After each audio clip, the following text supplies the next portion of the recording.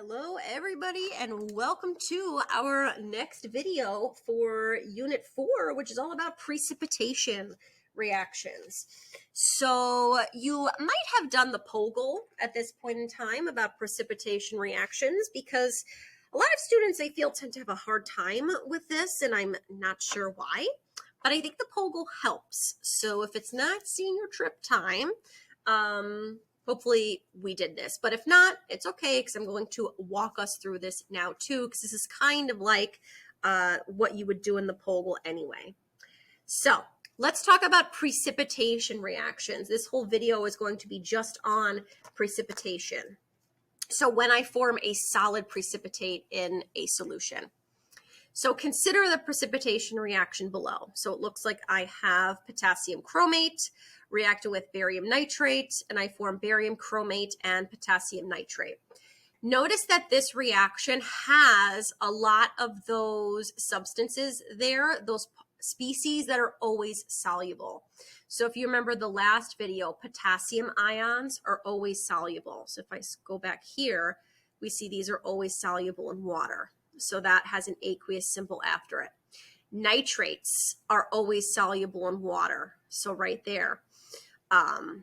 Barium chromate does not have any of those species there. So we can assume, for the sake of this example, that this is a solid. This is our precipitate.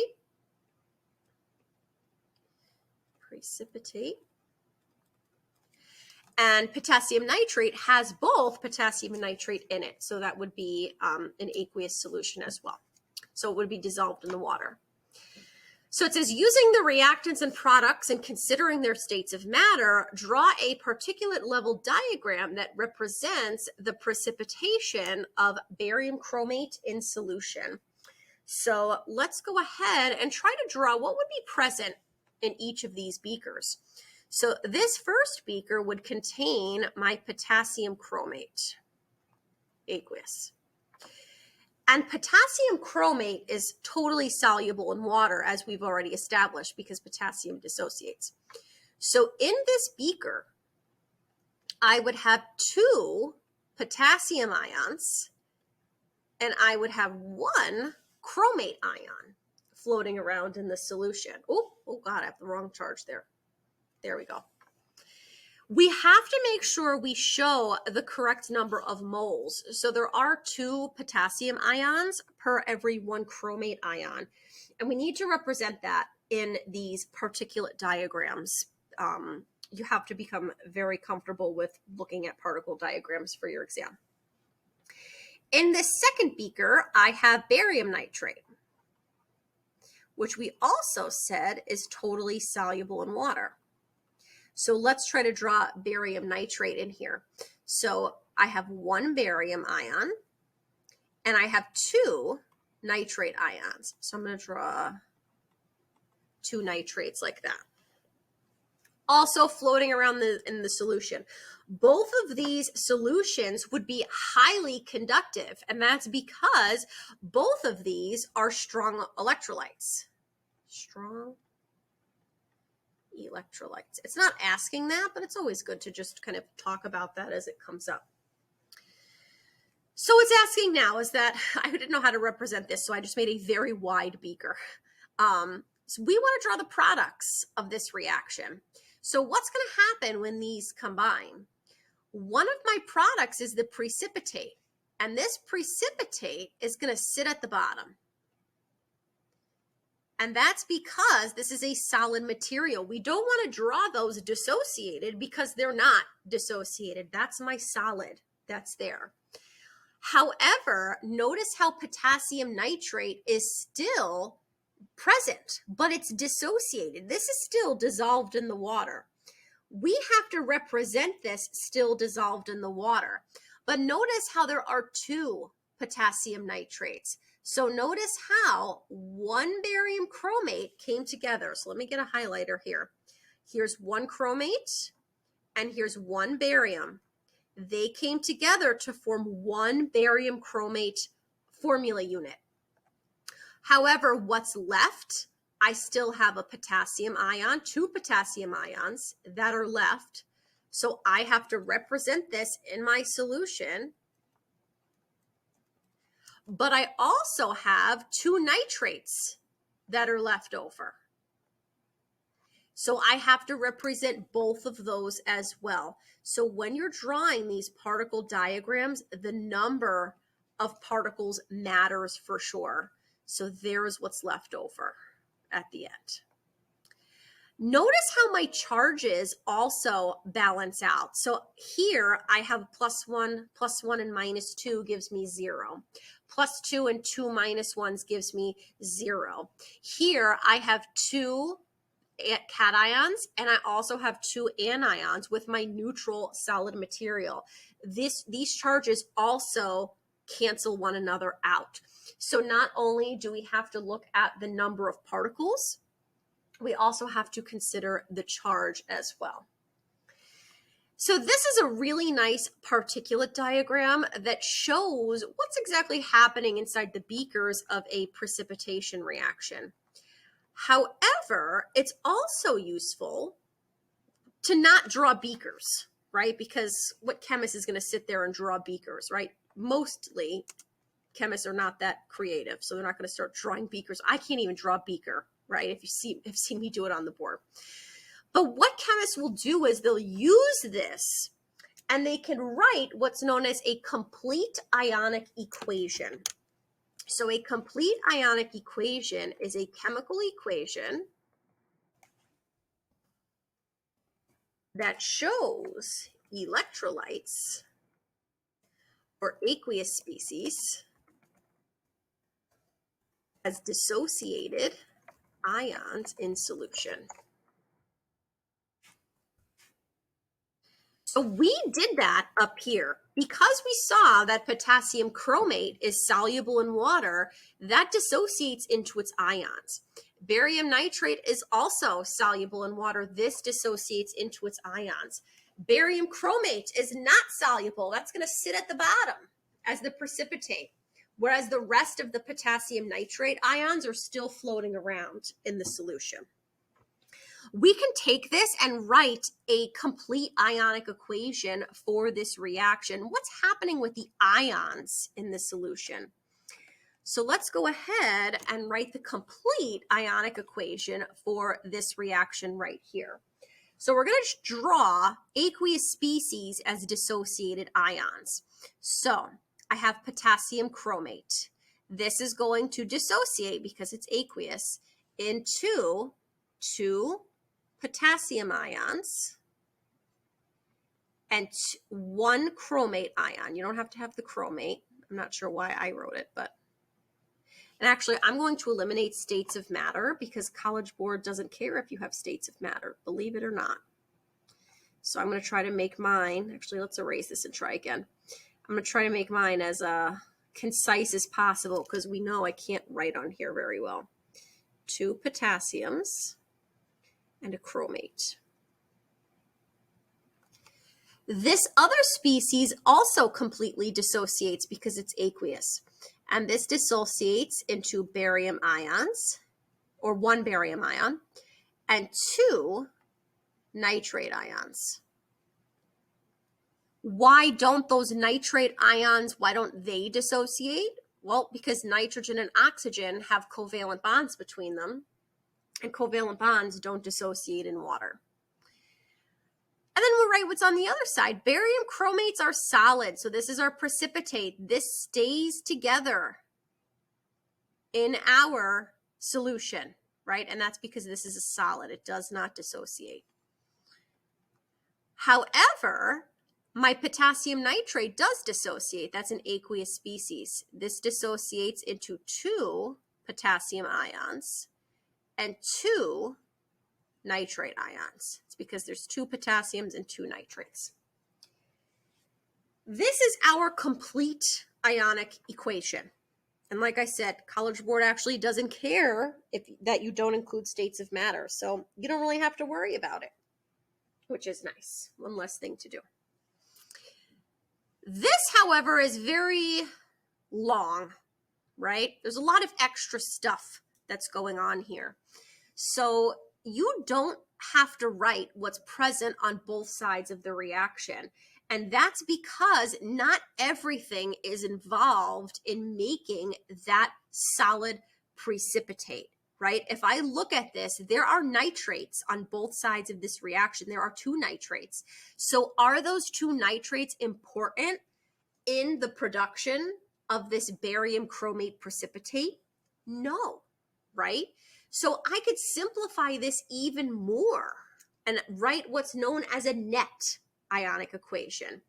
So when combining solutions to make a precipitate, chemists often represent these reactions in an equation that only shows the ions involved to make the final product, in this case, barium chromate. And we call this the net ionic equation. So the net ionic equation, get definition down for that, is the chemical equation that only shows the chemical species involved in the reaction. In other words, it shows only what made the precipitate, right? And it doesn't have to necessarily be a precipitate. We can also have gaseous species in there. So that's why I'm not going to write precipitate. It's just what's involved in the reaction. So if we were to write a net ionic equation, there's a couple of different steps we can take, and we've already done some of these steps already. So let's say I wanted to write the net ionic equation for this reaction up here, the one we've been working with, this potassium chromate and barium nitrate. The first step would be to write the double replacement reaction, including states of matter, using the general solubility rules.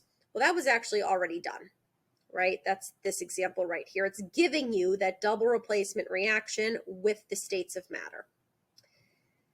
Second would be write the ionic equation by showing soluble or highly soluble ionic or highly polar molecular compounds as dissociated in solution. Precipitates do not dissociate and are kept together. So we already did that, right? We wrote the complete ionic equation. We showed the aqueous substances as dissociated ions, and we kept that solid barium chromate together because it does not form any dissociated ions. So that second step is also done. What we haven't done yet is cancel out the spectator ions on both sides. So I mentioned that there's nitrates present on both sides of that equation. They are what we know as spectator ions, and these are the chemical species that do not take part in a chemical reaction, and therefore are found in solution before and after the reaction. So if you are a spectator at a game, right, you go to a football game or a baseball game, a basketball game, if you're a spectator at a dance event, whatever you're spectating, okay, you are watching something. You are not taking part in the game. You are there to watch the game. And that's exactly what a spectator ion is. Spectator ions are not involved in the reaction. They are there simply watching the reaction happen.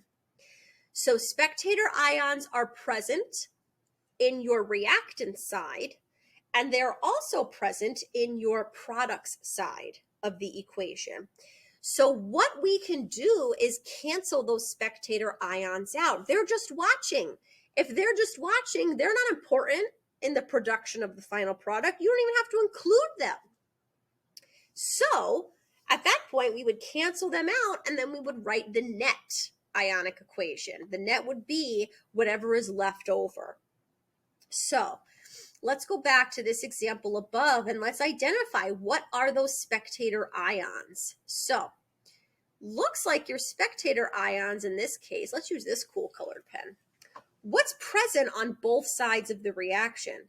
In this case, potassium is present on both sides, 2 potassiums actually, 2K plus 1.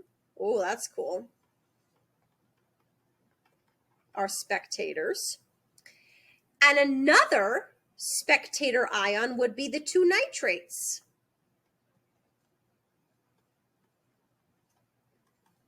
It's also a spectator. They're just watching the reaction happen. In order to form the solid barium chromate, all that has to come together are those barium ions and those chromate ions. That's it. And when they touch, I form that solid barium chromate. So what we can do for our net ionic equation is write whatever's left over. So let's go ahead and do that really quickly. So my spectator or my net ionic equation would be chromate and barium yields barium chromate solid. And that's it. It doesn't matter what order you write these in, as long as they're both there, right? Charges also have to balance. Please do not forget your charges, right? This -2 is super important, right? It makes it an ion. You have 2 extra electrons there. This is not the same as CrO4. So you do have to always include those charges where appropriate. It does say identify the spectator ions, which we did previously, but we could do it again. Spectators are the 2 potassium ions and the 2 nitrate ions. They're flowing around in the beginning of the reaction, and they're flowing around at the end of the reaction. And that's it. If you could follow those general rules, you can do any sort of net ionic equation. So let's go ahead and put all of that together and do sample problem 2, where we're actually going to draw or do all of those things combined. So it's asking, will a precipitate form if solutions of cadmium nitrate and ammonium sulfide are combined? If so, identify the spectator ions and write the net ionic equation. So let's actually write a double replacement out first. So cadmium nitrate. I do have a nitrate there, so this is aqueous. I'm going to draw that below just so we remember that. It's got a nitrate there. Ammonium sulfide. Ammonium is one of those ones too that are always soluble, so this is also aqueous.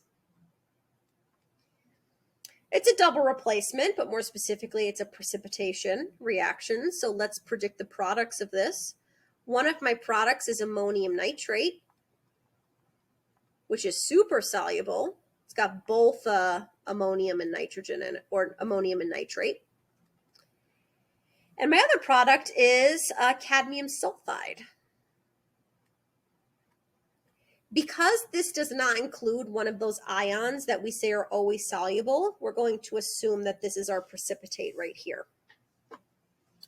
And we do want to balance this. Let's throw a 2 in the front there. There's our reaction. So does a precipitate form? Will a precipitate form? We can answer that. We'll say yes. And the precipitate is cadmium sulfide.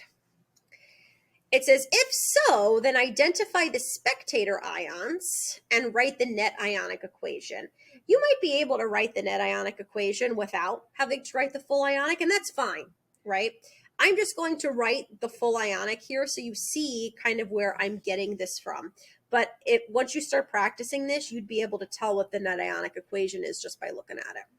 Let's write the full, though, first. Full ionic or complete. So this completely dissociates. I'm going to eliminate the states of matter here again. Cadmium ions and 2 nitrate ions. And this is totally soluble, so I have 2 ammonium ions and a sulfide ion. Also aqueous, I have 2 ammoniums. I got to use that coefficient there. And 2 nitrates. Cadmium sulfide stays together because that is my solid. Let's get the cool pen again. So what are your spectators? What is watching the reaction? What is present on both sides of the reaction? So your spectators happen to be my nitrate. There's a nitrate and there's a nitrate. And I also have 2 ammoniums present on both sides. So your spectators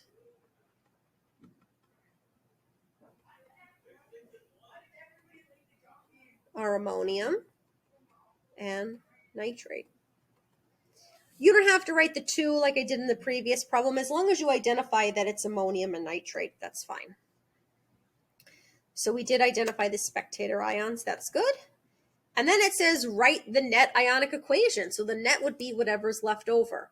So my net would be that cadmium plus 2 ions combined with sulfide ions to produce cadmium sulfide solid. Notice that my charge is also balanced. Plus 2 and minus 2 gives me an overall neutral charge of 0, and there is an overall neutral charge of 0 on the other side. This takes a little bit of practice, right? Because we don't necessarily always have just solid precipitates that are formed, but sometimes you could have gases that are produced. And because like hydrogen sulfide gas or water vapor, there are covalent bonds that hold them together. They also do not dissociate. So we will get some practice with those in class because the only ones that dissociate are your aqueous species. As always, if you have any questions, please make sure you write down those questions and you ask me next time you see me. Otherwise, I will see you in the next video all about neutralization reactions. Bye.